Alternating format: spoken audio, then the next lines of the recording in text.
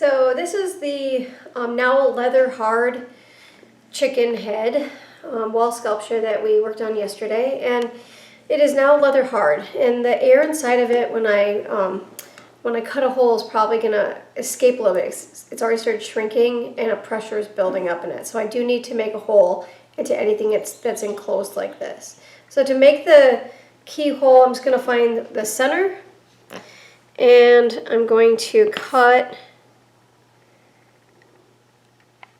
area for the nail to go in. Alright, let's see if I can get that out of there. And then I'm going to soften that up just with my fingers. And that will be what my keyhole in the back is going to look like. Now, I am going to start applying some underglaze. So I'm going to start with a couple areas, and I'm going to add the comb, the red comb on. And the underglaze is kind of amazing in that pretty much how it looks when I apply this is how it's going to look when it's fired. It's going to be fairly bright.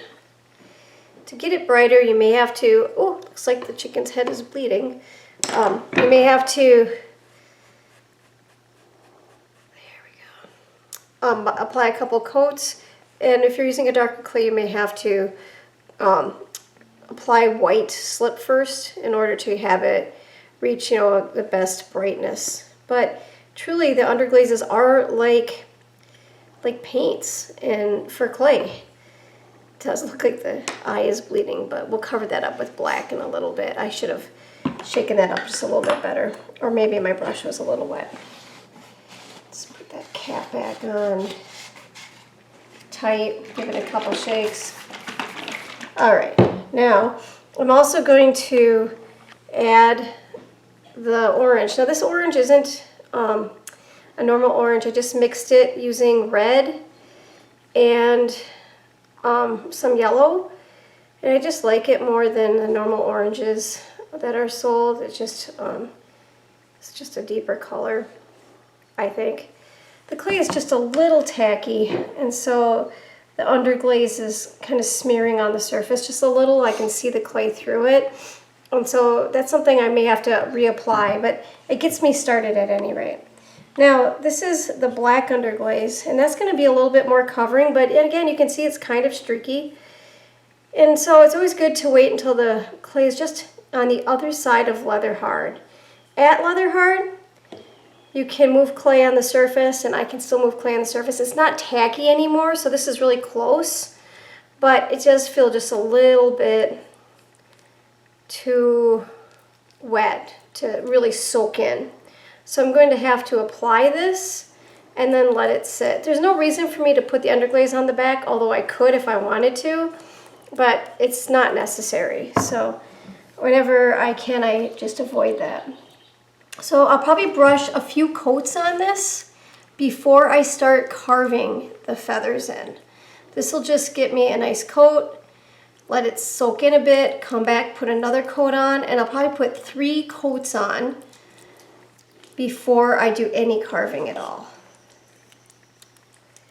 Now I need a smaller brush to get in some of these smaller spots.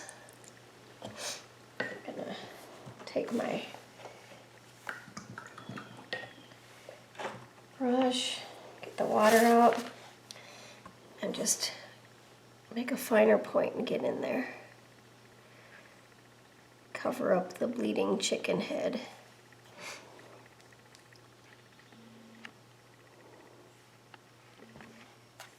And at this point I can kind of wipe it away. I should say now too that these are non-toxic, so if you see me touching them with bare hands, that's why. Not too worried about these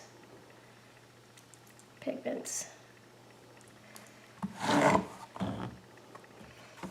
I might try to get a second coat on, and then I'll just have to let that set up before I can carve. If I tried right now, I've rehydrated the surface a bit, and it would stick to itself, and it wouldn't be a lot of fun.